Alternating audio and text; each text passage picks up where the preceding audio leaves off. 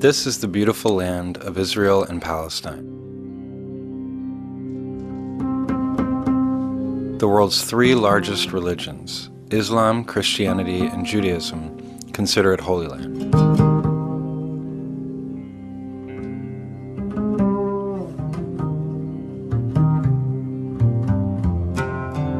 Each year, millions of people from around the world come here to pray for peace and prosperity. Yet this land is also a major center of conflict in the world today.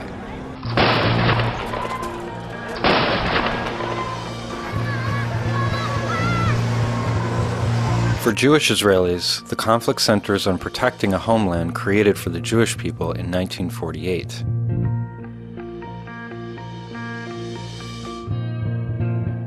For Palestinians, it is about resisting decades of colonialism, expulsion, occupation, and apartheid.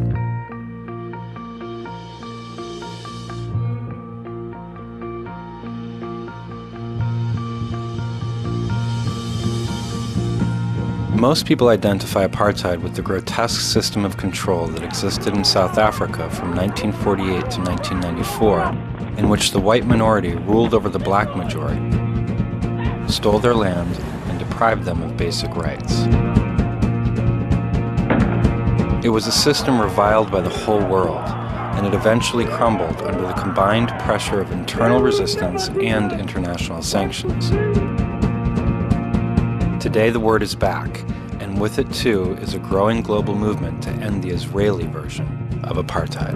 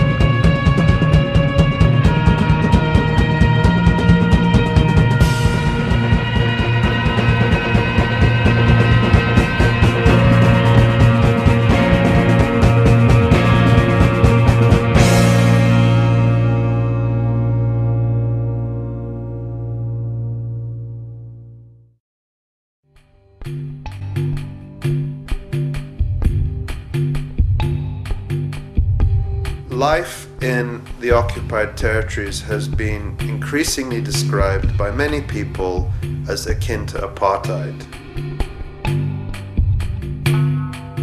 Apartheid is the only term that accurately defines the system that Israel is trying to develop. It isn't just a policy. It's not just discrimination. It's the way the system is structured. It's a separation of populations in which one group permanently and institutionally dominates another group.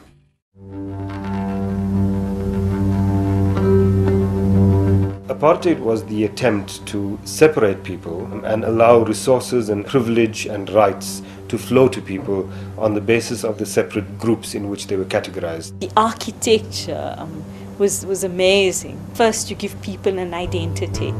Then, of course, you give people pass laws, so you define how they can move freely, and you construct blockages for the movement of people.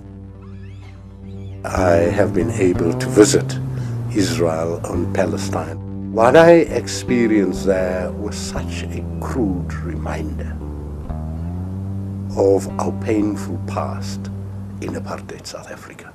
I think for me the one element of apartheid that stands out is the influx control system, where there were very tight, rigid policies and people had to carry passes that enabled them to travel from one area to another. The pass was much more than an identity document. It was a mechanism to ensure the control over people's movement and where people lived.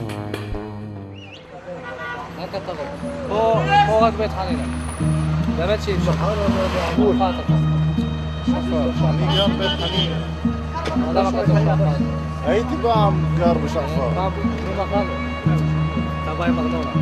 תבוא עם ארנונה שכתוב בית. כן. איך אתה עוד שמע, ואתה מעל גיל 55, ומחר אתה לא עובר פה, רק אתה רואה. בסדר?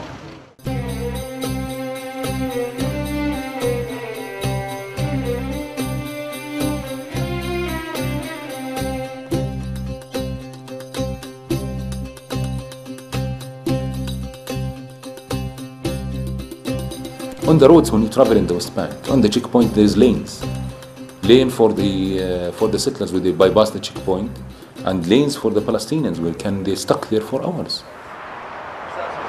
In the worst times of apartheid in South Africa, we never had the separate roads that you find in the West Bank, for example, which in South Africa we didn't dream that we'd have roads that would be only for whites. It's worse than a prison. No access to the hospitals, no access to the education, no access for socially to your people. South Africa, they were talking about 13% of South Africa to the South African people in cantons. Here, when you look at the map now with the wall, what they are created is about leaving to the Palestinians 12% of our historical land. In the South African context, the attempt by the apartheid government was to de-citizenize more than 80% of the South African population, and then give them new citizenship in some kind of a fantasy entity, Botswana, Transkei, etc. So the South African state could say, you have no claims over us, you're a citizen of Botswana. The vision was to create a demographic white majority, at least of citizens, even though you were going to have the others in your midst. They embarked upon this remarkable experiment of trying to cut up the country into Bantustans. It was to create separate states. It was not so much a two-state solution as a multi-state solution. To me, the big analogy was that South Africa, in taking these two choices, where you've got two or more nationalisms laying claim to the same country, you either got to find a way to live together, or you've got to have a fair partition. The big similarity between apartheid South Africa and the Israeli-Palestinian situation is that both decided to have a partition solution. And in both cases, it was a grotesquely unfair partition. The apartheid authorities had what they called black spots, incidents where black people were occupying land, and what they therefore did was to send in the police, send in the military with heavy trucks that would break down the homes of people and that would remove families that have been staying on land for decades and remove them and just dump them. It was nice in South Africa until the Afrikaner people started harassing us. They said we are staying nearer to town. We are blacks, we are not supposed to stay there. Because they said we can't stay near the white people, so that they must separate us, we mustn't be together. So they take that place, they give it to the whites.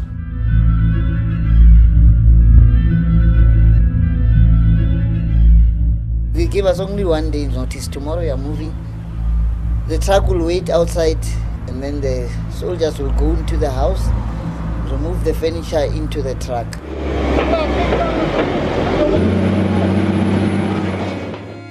They just bulldoze it to the ground. They take the family out, the bulldozer comes. Then take you children, put you behind the truck, the mother and father.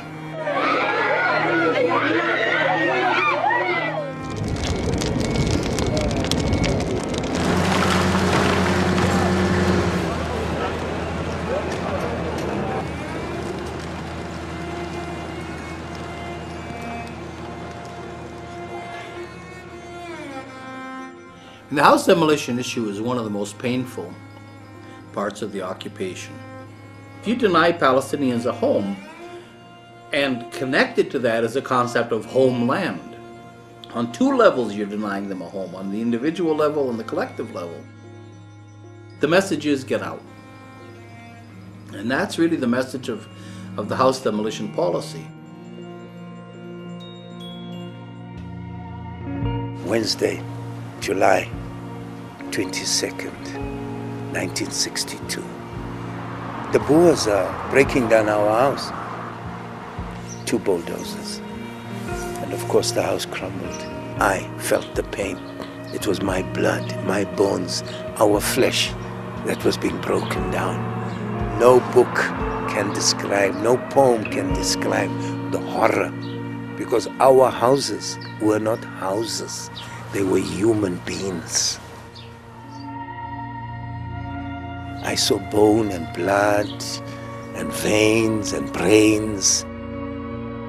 Their houses are being demolished because Israel wants their land. And it wants to either force them out of the country or confine them to little islands in what we call a Bantustan.